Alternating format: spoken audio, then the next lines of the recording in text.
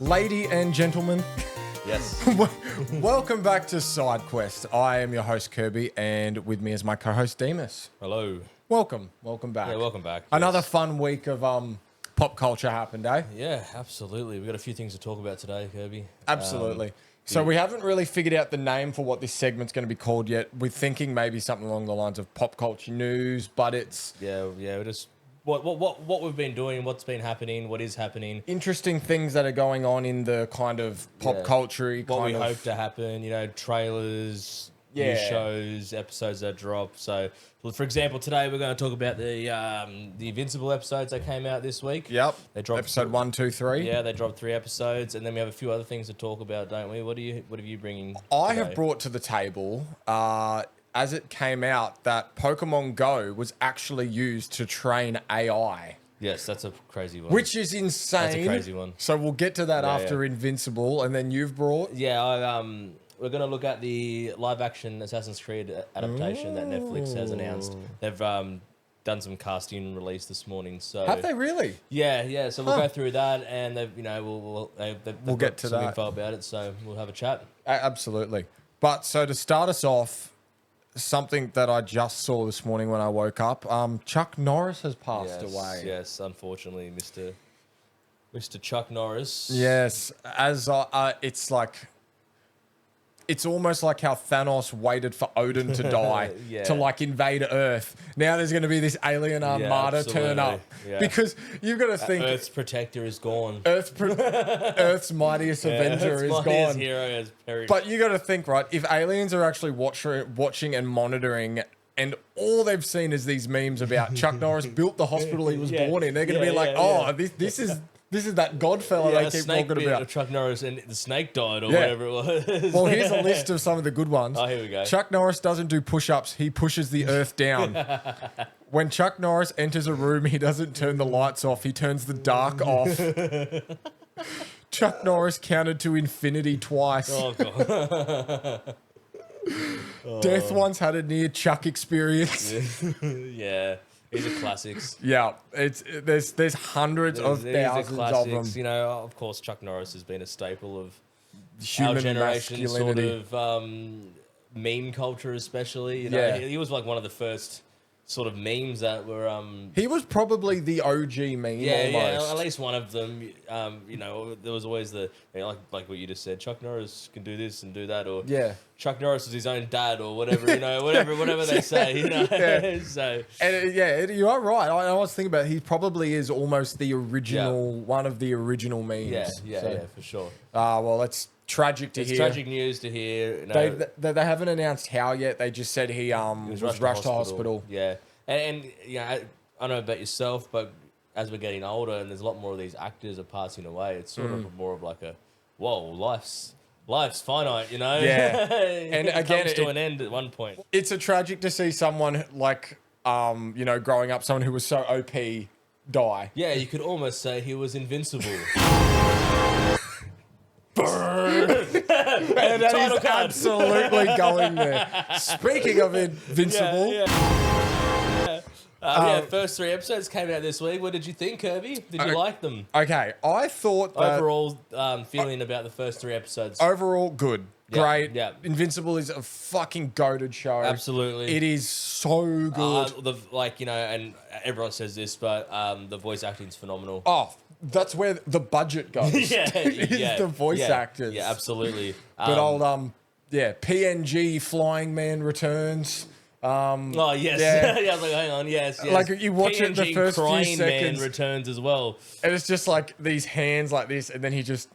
Across screen, you're like, oh, come on, guys. Look, it doesn't bother me, to be quite honest with you. I don't watch... Like, there's always been the controversy about the animation and the budget they have, but the story and the voice acting it makes carries. up for it, and I don't find that problem with it. I don't look at it and go, this is making it a negative experience for me. I quite frankly enjoy... Like, it doesn't bother me. I don't care about it. So the story is so good. It's goated. All the characters are fantastic. And we have some excellent character growth in these episodes, I feel like, and things we explore, which we'll get to. Well, like, if we run through episode 1, 2, 3, episode 1 I thought was okay.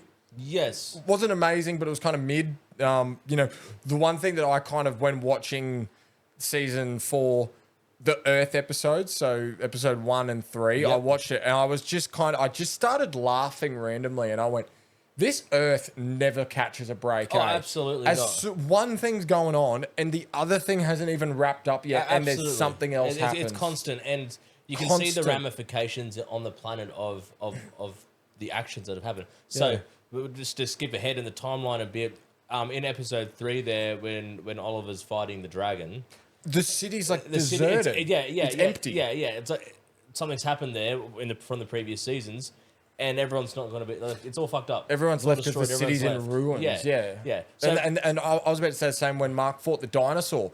He punched him through a building and the building collapsed. And I'm like, oh shit. And then it was just an empty building. Yeah, it's all dilapidated. Because everyone's leaving. And everyone's dead. They're dead. A lot of people are dead. They're not leaving, they're dead. Yeah. We'll jump back to the start of episode 1 and we'll have a talk. We'll talk episode by episode. This is what we liked about it and whatnot. I think it's funny. You're starting to watch the evolution of Mark, where he went from the very fun, soft guy that was like, oh, no, to just like, that monster turned up and all the Guardians go to fight him. He just flies up and just fucking drops it. Instant kill. Yeah, he's so over this shit. He's over it, and it really, it's focusing on his guilt for the Invincible War and for conquests, and you know, and people are looking at him and being like, oh, still a little afraid of him. And they've got their company with Eve, where he's a hero, Invincible Inc. or whatever it is. And you can see he's like, I don't want to take money from people. You know, he feels like he owes them this.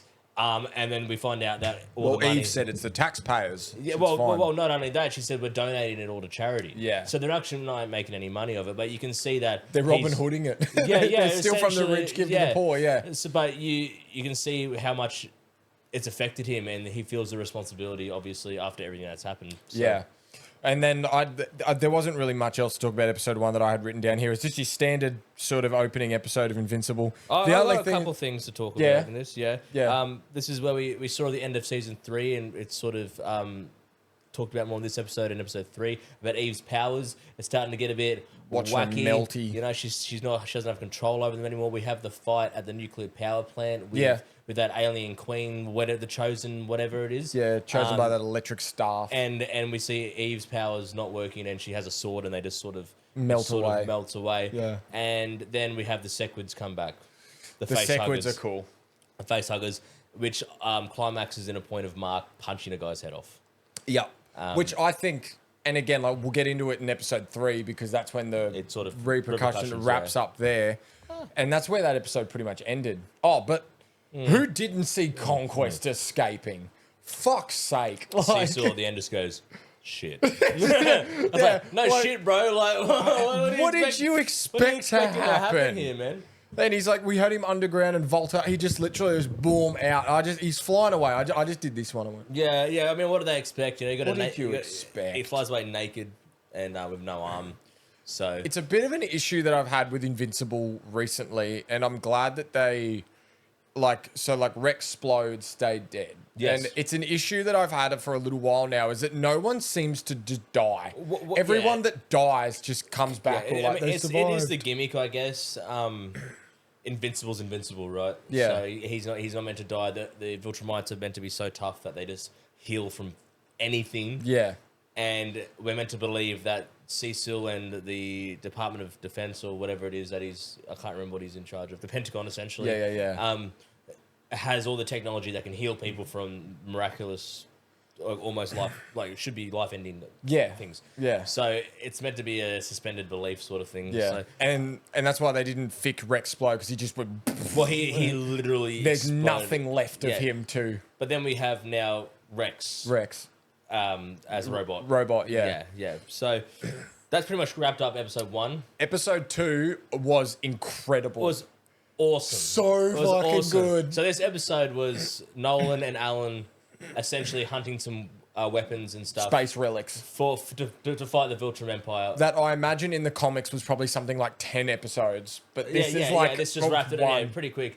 So we open up by discovering, or Nolan telling Alan about the Scourge virus and how...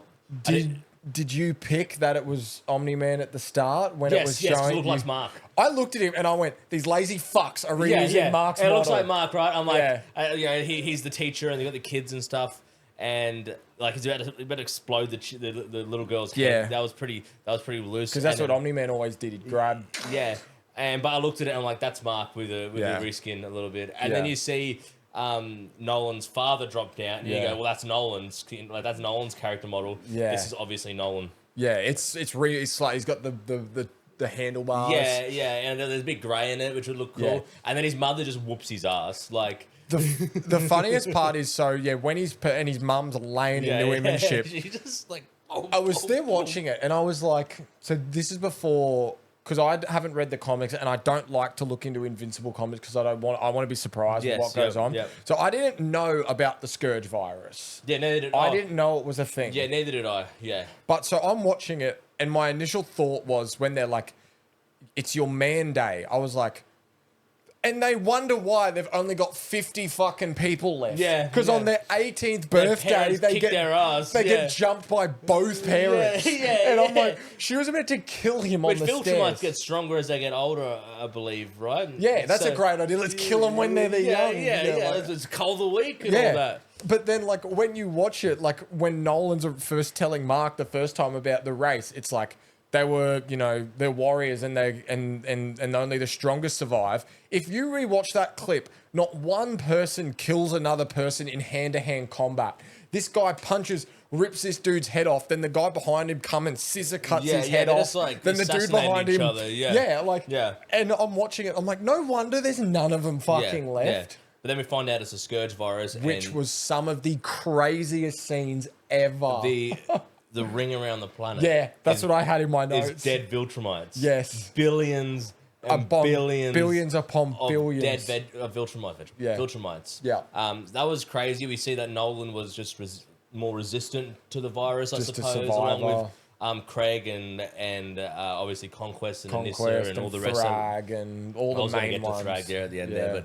But so we see that, and then we get Space Adventures of Nolan and Alan, which was. Why was there so many loud sex jokes in that? I was getting to that. Because Mark... I had sex scene transitions. No, but remember in episode 1, like, Oliver was like... Oh yeah, you can even hear Debbie Oliver said to Debbie and the guy, it's like, you're not as loud as Mark and Eve. And I'm like, there's one there. And then Nolan's... I was like, why are there so many so much here? Sex stuff dropping. So many sex jokes. And then we find out that, the backstory of... Argyle or whatever is the ruler of the Viltrum stuff. Optimus Prime. Well, no, that wasn't Optimus. That was the Betrayer. Thaddeus or whatever his name is. So he's the one that killed the. So the story was that they had Argyle and he's the one that created. Argyle, the ones that they. He was the founder of Viltrum of the way their society is now. Yeah. The strength-based society. Yeah, that's it. And then we find out that the guy leading the coalition is the Betrayer and is the one that killed. I love that how when Nolan's like, are you even like Viltrumite? And he goes, you know me as a different name. Yeah. And he's like, Betrayer. I thought it was gonna be Argyle, like the original. Like, he realized he fucked up. Yeah, and I was expecting that twist. But then they said the Betrayer, which makes sense, and which then obviously at the end of the episode we find out that he created. Oh, that was nuts! He created the Scourge virus, and Nolan loses it, and almost kills him there. So that was cool. Makes sense. Fits within the story. So. Yeah, and again, like. You almost felt bad for the Viltrumites in watching that, the way that they were just dropping left, right, and Nolan walking through these deserted planet and the pile of bodies everywhere. Yeah, but then Alan made the good point of saying, like, well, you guys did that to... It's penance. More than, like, more planets than one. This is... we just defeated the evil guy, like... Which is, like, how insanely cruel and creative were the Viltrumites? Oh, absolutely. Like, that's where I was going to next with... how what Nolan did to wipe out these other races and weapons that he was... Like moving a planet closer to the sun and it dries up all the water. Yeah. Like putting a disc in front of the sun because they're... all the Ragnars. Because they're because they're cold-blooded. Yeah. Like, some of this shit was great. And then even Alan's like, oh, what'd you do to this one? He goes, oh, well, they're a bit too powerful for us, so we hired someone else to wipe them out. That's like, oh. Yeah, it's like, okay, just relentless, hey. Yeah, but so creatively cruel. It was crazy. Yeah. And then even Nolan, it shows how intelligent Nolan was, where with the racer, whatever space racer, Nolan goes, I thought that his gun might be tied to him, and if I killed him, it could have detonated. So I just buried him under 100-ton of rock. Lift the rock up, and he's like, there he is still. Yeah. That was a cool scene. Yeah. It was cool to see. Like I said, that was my favorite episode, and it was cool to see what Nolan did. Yeah. And then you could see he apologizes to Space That Racer. was amazing, And that was what I was saying before about the character growth. You're seeing Nolan sort of, he doesn't want to join the cause, but he's starting to realize, like, he knew that they're the bad guys, but he's starting to really be like, oh, we really fucked up. And he's sort of feeling that remorse. Yeah. And it feels sorry for it, for these people and the shit he's done, which then parallels with, at the end there, which is in episode 3, D.A. Sinclair apologizes to Mark. And Mark is like, tells him to get fucked. Yeah. So it's interesting to see what's going to happen when Nolan rocks up and apologizes. You know, Mark's still like, is he going to say fuck you and you're a bad guy, or is he going to be like, is he going to have some of that forgiveness? Yeah. And like, he's obviously going to forgive him, but it's cool. Yeah. It's cool to be obviously. It's cool the parallel there, and like, so then moving into like episode 3, it was, and yeah, we're jumping ahead a little bit, but it was the same thing as like, when I'm like watching Mark and he's starting to piss me off sometimes. Yeah. Like, he is so stubborn. Yeah. Like, he's so annoyingly stubborn. He's just ridden with guilt, I think. Yeah. And obviously a lot of trauma. He watched Eve die pretty much in front of him. Yeah. All the stuff with Angstrom and his mum, the Invincible war where he feels responsible for everything. So, like, yeah, he can be whiny, but I can understand that it's just, like, it's eating him up inside. Yeah, but, like, he of anyone should be able to see that, like, with that thing with Sinclair, he went out of his way to come and find him and apologize for it. And I get that in the moment he was probably a bit heated, but it's like, as you said, look at the things that Mark has just recently done and all the guilt that he's carrying. And it's like, how could he not see that Sinclair felt the same? Yeah. Like, he's just projecting, I guess. Yeah. You know, so before we get further into episode 3, I just want to touch on a couple other things. So, and Mark killing the guy. What guy? The one who had the alien head. Well, that was in episode 1. Oh no, but then they talk about it. Like, that's in episode 3. In episode 2, I'm talking about before we get. Oh yeah, sorry. Is the captain of the ship that Nolan? You mean the Starship Enterprise? Yeah. Yeah, man. And then you know, he's like, "I'll move the disc a little bit," and he goes, rewind. They give them all guest quarters on the ship. That was so funny. And this is where the sex transitions come in, and Nolan's like, every night he's like, "What the fuck?" He's like listening to Alan, and I just go at it, doof doof doof, and then he's like, "I'm just gonna go look for someone else to sleep," and he opens the door and he sees a new room, empty, and he's like, "Face, eh?" And he goes out there, he's like, "What the fuck?" And he goes, "Oh, I thought you were just in like a 3-way relationship," and Nolan's just like. The anger on his face was probably more than you've ever seen at that point in the series. Absolutely. He was furious. And then the next scene, they get to the Ragnar planet, and he's like, just move the disc a little bit so we can freeze them and catch them some. Yeah. And the captain's like, no, I got to make it up to Nolan here. Let me handle it. Fire the plasma torpedoes or and explode the bloody disc. It didn't just blow it up. There was nothing left of it. There was nothing left, and Nolan's just like, what are you doing? And they're like, oh, they blew it up. And he's like, and then there was the jump by the Ragnars, which was a cool scene and all that. And you watched it like this, you're like, oh, because you were watching them trying to escape, but because of the low gravity, they were like really slow flying away. And yeah. It was tough to watch. Every time they almost got away, they get one jumped and grabbed. It was so tough to watch. And then the part after that I liked was he gets back on the ship and Nolan's like about to kill this dude, right? And he's like, I thought you were one of the good Viltrumites, and Nolan's like, not that good. Like, I'll still kill you, motherfucker. Yeah. I'll still kill you for almost killing me, And then she's like, I'm seizing control, who wants it? And the whole crew's like... Yeah, everyone's like, she's like, this is a mutiny. Now it's a mutiny. And then it closes off with, you hear footsteps, it's like, in the credits, you hear footsteps, switches to Conquest walking down the hallway. We get the reveal of Thrag. Yeah. Conquest is like, kill me. Thrag's like, you're not getting off that easy, brother. He's like, I do not reward failure. Yeah. Like, so that was cool. Seeing Lee Thrag, Peace is so good. Obviously, we didn't see him. Hey, Lee Peace has got such a good, excellent presence, right? You know, really feel it. You can feel the booming. You can feel the booming, absolutely. So, and like, as much as people wanted Jeffrey Dean Morgan as Thrag, he's great at Conquest. He was excellent as Conquest. He was so good as Conquest. That scene when like he leans into Mark and he's like, and he was saying like, you know, I don't even have a name. Yeah, everyone hates me and whatnot. Everyone feels that they created me, and he's like, I don't even have a name. That's like that was so good. So Thrag was cool. Obviously, we'll see more of him in coming episodes. And then we get into episode 3, which was sort of, to me, felt a little bit like a filler. Almost, yeah. It was just setting some things Anything involving that stone dude, Titan, fillers, Titans, a lot of B plot fillers, through there. It was mainly, this episode was mainly setting up, obviously, the reveal at the end that we get. It's setting up more of, like, Mark didn't do much. It had some more Oliver stuff. Yeah. Debbie and Paul suggests buying a house together. In my notes here, I had how it's so funny how with all this shit going on in the world, where these constant things are literally happening, like they're in the middle of one thing and then like the portal opens and the aliens invade. There's always something going on. I was like, to me, it's so funny that people are just still working regular jobs. Like Debbie's just selling houses. Oh, like that sounds familiar. That sounds like my life. Yeah. Right? All this shit's happening around the world. And just got to be normal. We've got to go to work. Yeah, we got to go to work and pay taxes still. Absolutely. Yeah. But like, I didn't really have many notes to this episode. It was just sort of filler. I have a couple things. So obviously, everyone's a bit wary of Mark and questioning the things that he did. Yeah. Punching. We deal with a lot of the repercussions of that. I like Cecil like talking to Mark there and being like, you know, I've been doing this a long time. It's like I look a lot older than I am. Yeah. And he's like, if you did the right thing, but it wasn't you.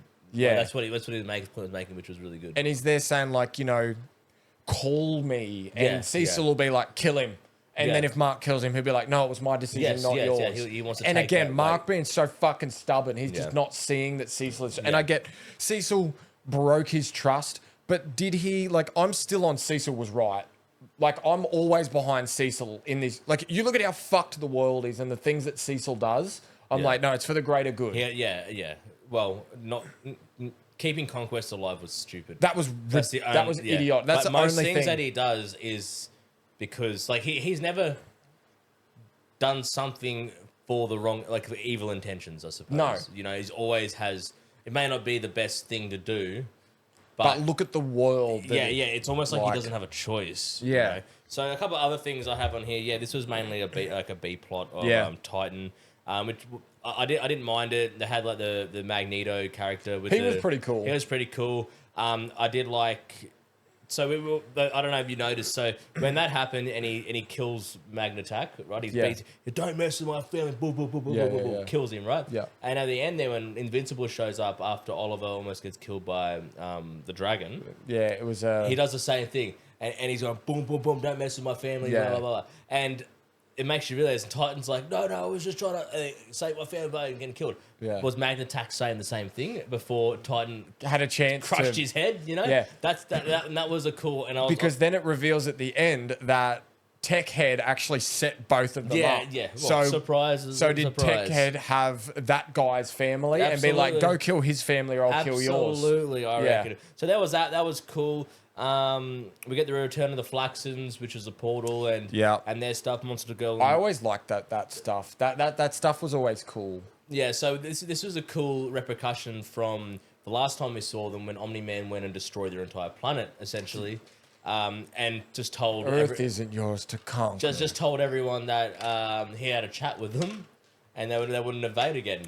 But now Omni-Man's not here. I thought that was funny how Cecil's like, turns out he's not as good at convincing as he thought. I'm like, oh. Yeah, that was good. And that was the first time in season 1 you saw like the true nature of Omni-Man when he went through the portal and he just fucking... he just leveled the whole planet. Because that was season 1. Yeah, leveled the planet. Yeah. And then we end off with seeing Eve's pregnant, which we all knew was coming. Yeah. That was, I mean, even if you haven't read the comics, that was... It's a pretty well-known thing, And that's why her powers were fucking out. So we knew that was coming, but still... cool little surprise. It's if cool. You didn't know. Yeah. And it's good, like, little after credit thing. Look at the thing and like, Yeah. cool. So that wraps up this week on Invincible. We'll, next week we'll talk about. Obviously, we'll only have one episode to talk about next week, so we'll probably have some other things. We'll get through them a lot faster. Yeah. So and then we'll do The Boys when that comes out in a similar fashion to this. And like The Boys isn't where like Invincible, it's just gonna keep going and go. The Boys is ending. Yes. Like it's got an end. Yes. It's finishing, which I'm like, I love when a series and a TV show will actually call an end, and not like a supernatural one that's been going for 13 seasons and 20 years. 15 seasons. But like they wrap it after a few. It's like, all right, we're in for a fucking good show. And then we have Daredevil Born Again season 2 coming up as well. So we'll talk about that when that releases. Yeah. We'll go through. So do you want to go first with all right. what you've brought to us today? The news that I have brought today, as I mentioned at the start, it was it's Niantic. Is that how it's pronounced? Niantic? I don't know. It's the company behind Pokemon Go. They're actually training AI okay, I'll start off with the premises of we all know what Pokemon Go is. Yes. I know because there was 30 billion people playing. Like, I never played it. Did you play it? Oh yeah, I played so much. Did you walk around and catch shit? Fuck yeah, I never did. Fuck yeah, I did. I didn't because I mean you when this came out, you're older than me, so you had your license and car and areas. Yeah. You could. I was in grade 12, I think. Still, I didn't have a car. At school. And at my mum's place. In the middle of fucking nowhere. Yeah. You can't catch a bus somewhere. Yeah. So there was, I Bus driver, stop! Yeah, There's a Charmander! Stop!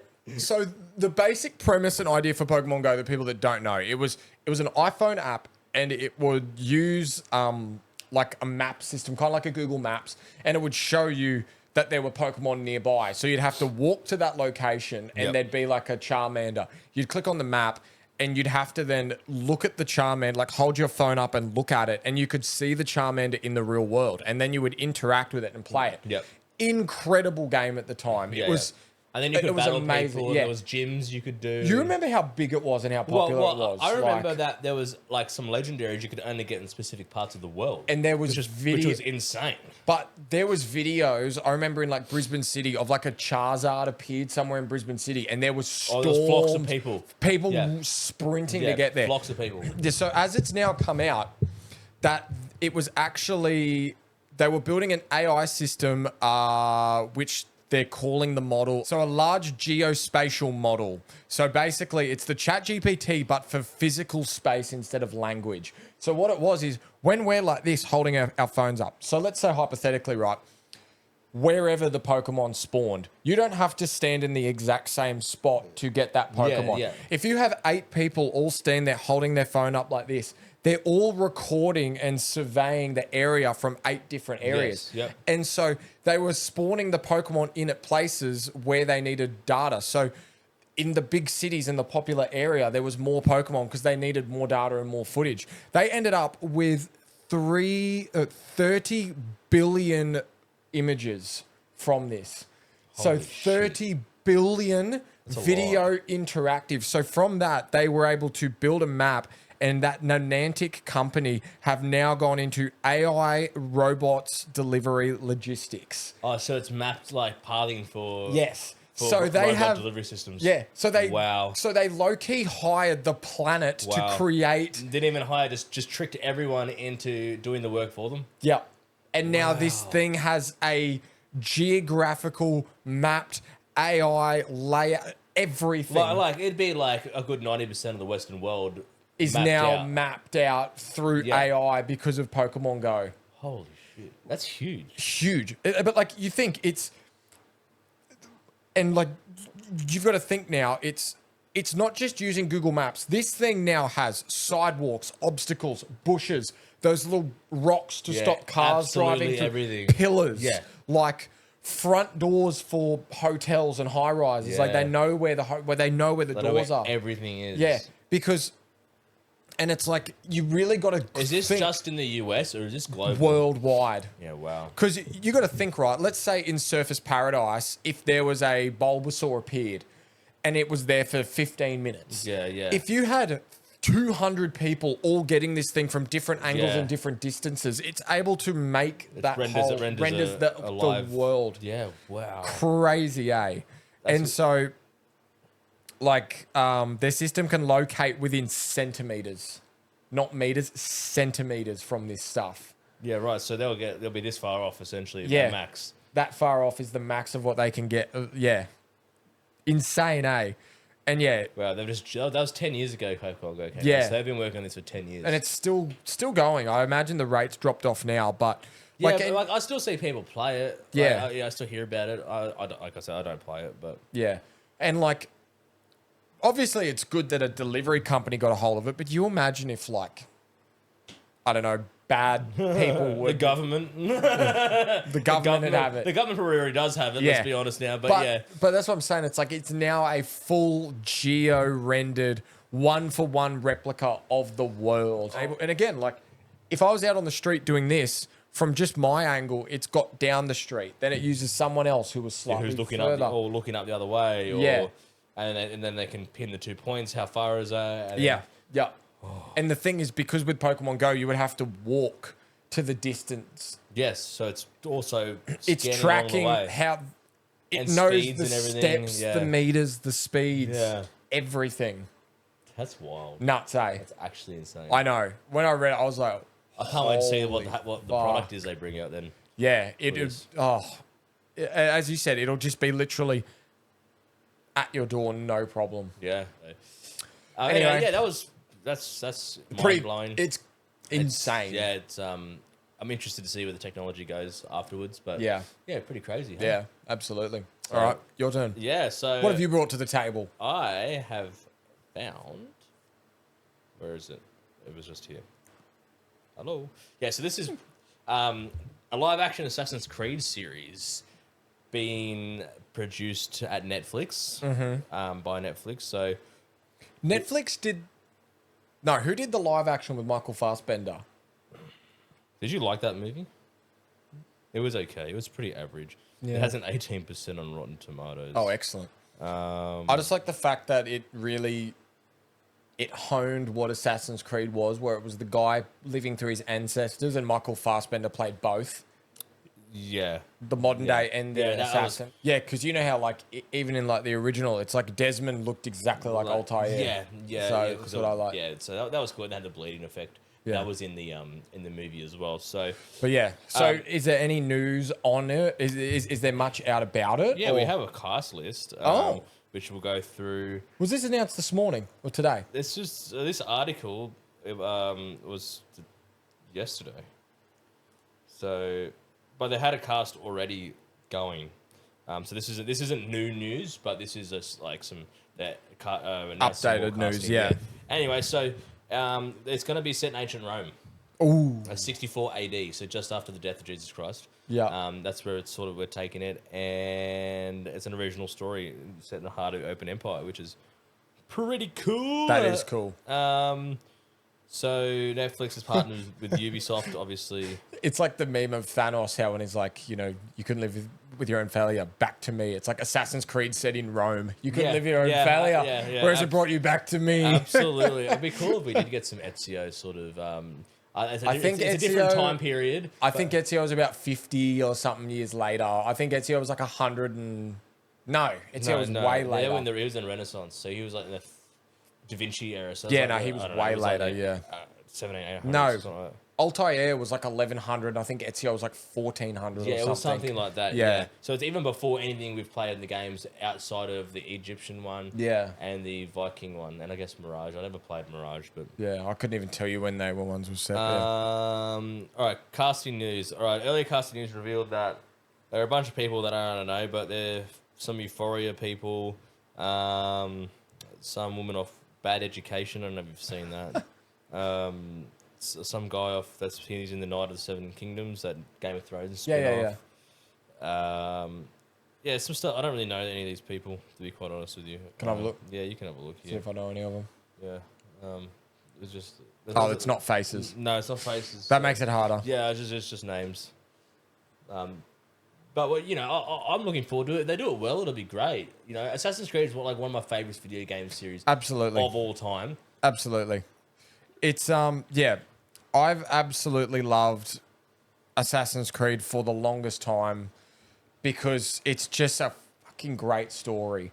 The whole concept of, because who doesn't wish that, like, I think about it all the time, and it's probably where my love for prehistory and history came from. Yeah. Is Assassin's Creed. Yeah. Well, they go to talk about like what are they called? It's lost me. The gods, so to speak. Oh, like right? Jupiter and and the civilization that the precursors or whatever. Yeah. And it's like there was flashbacks of this city that was immaculate city, and then it just started collapsing because they used the power of the apple and the sun destroyed Well, I don't it. know. I played Odyssey. Did you play Odyssey? No. The Greek one. So the story there, you find more about it and how they were just like, and she becomes immortal essentially. The main character in Odyssey. Yeah, right. She becomes immortal and is in the present day stuff, and it really delves into the gods because like the Greek gods were based on this other race, right? Essentially, that's why we get Jupiter as well, and Juno, Venus and Jupiter, Juno, and all that sort of stuff. So I love all that stuff. Yeah. Obviously a fantastic series. What would you like to see?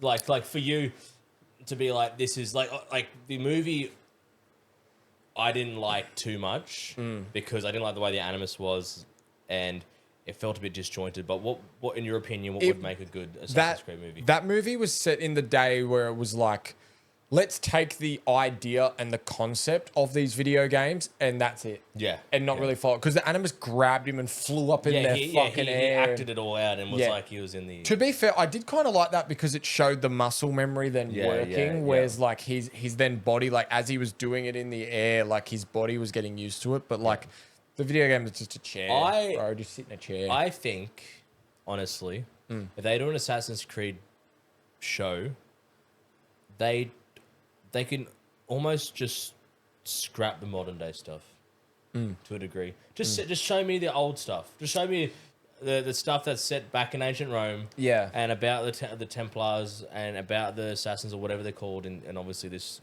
era. And just show me that story. I don't care, like, unless it's done really, really, really well. Yeah. It's gonna feel too disjointed because it's not like the characters can overlap and interact with each other. They can't meet each other and shit. So who cares? You're gonna have to tell two stories, and one's gonna suffer for it. Yeah, one's gonna suck. So I reckon just on it. Just make it literally about, like, as you said, they just form the Brotherhood. And it's someone who just forms the Brotherhood. The Templars. They got that. Whether they include the pieces of Eden or not, I don't really care either because they can just have a more grounded story where it's just assassins and they're a secret society. The Templars rule society, and they just fight them and kill them. Yeah. Because one thing that I always wish that they'd got to in the game, and like I really hated that they killed Desmond in the third one, and it's like it was the part that I hated about 4. Like Black Flag was an incredible game, but I hated that they moved on from the Desmond story. Well, I would have loved a game where you had a modern day Desmond applying all this stuff, and it's something I've always wished for. But upon kind of a lot of reflecting, I'm like, it's going to be very hard to do because they just pull out a gun and bang. Right. Like, exactly. So you've a whole different. You've either got to go full balls to the walls with that story and make it and as you said, it's going to be very hard to make people care about the modern day one when you've got the old one. Yeah, because so it's, for the series, stakes are so much not higher, but you got swords and bows and the fight scenes can be more theatrical. Yeah. Whereas in the present day, it's like, well, why don't you just get out a gun? Why do you have a hidden blade? And it's politics and shit. Yeah. So, but yeah, that's coming out. Yeah, I agree with you. I would just like it set in ancient Rome at the building of the Order. They don't need to fucking get into it all, and they don't need to. Yeah. Or if they do, keep it similar to like Assassin's Creed 1, where it was kind of very brief, where it's like, hey, I'm Desmond. Oh, my ancestors were this bit. All right, sit in this chair and access his memories. And you spend the whole game in the chair. Yeah. You could do that sort of. And occasionally then occasionally you have a voiceover of the person watching, that like would Lucy. Be okay. That'd be fine. But I think the focus needs to be on the past stuff. Also, here it says the creators, showrunners, and executive producers. Roberto Patino and David Weiner. They worked on things such as Westworld, Sons of Arcany, the Halo show, something called Homecoming and The Killing. Oh, no, as well as Homecoming, DMZ. I don't know what DMZ is. But Oh, Westworld. Westworld, I watched that a little bit. That's pretty good. But that will be very good because that is that kind of sci-fi fantasy, sort of like what Assassin's Creed with all the animus and shit. Yeah, exactly. The Halo part doesn't really give me too much hope. No, I watched not at Halo. all. I don't think you did. I watched Halo. Oh, you watched a bit of it? I watched a little bit and I was like, no. It's okay. I'm a big fan of Halo, so This I just ain't my watched it. chief. Yeah, this ain't my chief, brother. This ain't it, chief. It's the guy who plays it is he's the brother of the guy who plays Sabretooth in X-Men Origins Wolverine. Interesting. Yeah, Pablo Schreiber or something like that. For me, it was when that guy, the actor, said if fans get angry about him taking the helmet off, you shouldn't watch it. And I went, all right. He did it like first episode. I was like, okay, I won't watch it then. No release date on this as of yet, but I'm sure as more updates come out, we'll talk about it. What if they did it like, let's say 5 seasons, and each season was a new time frame and a new set of I'd be actors? okay with that. It could be cool, I'd be okay with that. but the problem is that if they do season 1 and you love the actors and the characters in season 1, and then they go to season 2 and it's shit, you're gonna lose. It's a high risk, high reward move. Look, this is I think this could make or break Ubisoft. They're pretty much fucking rock bottom now anyway. Yeah, so if this goes bad, Ubisoft may shut doors. Which would be a good I don't thing. think they'll shut doors. They'll just remodel and resize, and they'll just downsize. But it's not going to be Ubisoft. They haven't done a good game in a long time though. Yeah. So they kind of deserve to end. You look, Assassin's Creed 2, Brotherhood, Revelations, Assassin's Creed 3, Assassin's Creed 4. Even looking back on Unity was awesome. Unity's great. I like Unity. But everything past that was so. Yeah, about 10 years ago. Yeah. That's the last 10 years. Yeah. Anyway, that's it for the news or what's new or whatever we're going to call this. Whatever we want to call it. it. News. Maybe just call it Dun News. Dun News. Dun News. But like spell like N-O-O-S. Dun News. Dun News. One other thing is JoJo's Bizarre Adventure Steel Ball Run is now out. Oh, I haven't watched JoJo's Bizarre Adventure. Oh, man. Maybe I'll have to watch it for this show. Yeah, so part 7 is now out. So basically the premise of it is it's like, I won't get into it now, but it's JoJo's Bizarre Adventure. It was like 6, there's 8 parts. And at part 7, the start of part 7, they have a universe rewipe because of the events that happen in 6. So you can literally pick this up and watch it from here and don't need any backstory. Oh, that's cool. And the part that has always been so good about JoJo's is that every season is a different member of this bloodline, of this family. Oh, cool. So the first one is Jonathan, and it's set in like the 1700s or something, or like early 1900s. Yeah. The next one is Jonathan, who's his grandson. The next one is that guy's grandson. The next one is his son. And it's bloodline descendants. Yeah, cool. And now this one, it's just a completely wiped new universe. So you can just pick it up and watch it. And it's fucking amazing. So I'll have to give that a watch. Yeah. Oh, and like it's coming out weekly. Oh, I watched it last night. I was in fucking tears watching it. Yeah, okay. It was, JoJo's Bizarre Adventure has been my favorite anime hands down for a very, very long time. Yeah, right. I never picked it up. And this, watching 1 to 6 now, I probably wouldn't recommend. I'd probably watch 1 to 4. Yeah, okay. And then just start jump on to 7. Yeah, okay. Yeah. No, cool. So- All right. Well, that wraps it up. So thanks everyone for listening, and please subscribe. Yep. Follow us on the TikTok, on the Instagrams, we're on X. Yep. What else are we on? I don't know. Hit the subscribe button. Yeah, the bell notification button, and we're on Spotify too. These episodes go onto Spotify, audio only. So if you don't want to watch us because we're ugly, you can just listen to our voices. But we also post some really funny things on the screen. We do put some funny things up. But if you're driving, obviously you can't watch us, and you want to listen to us. So turn it off and go and watch on YouTube when you get home. Yeah. Or do both. Just listen to us and then watch it again. So, thanks everyone for tuning in, and we'll catch you on the next one.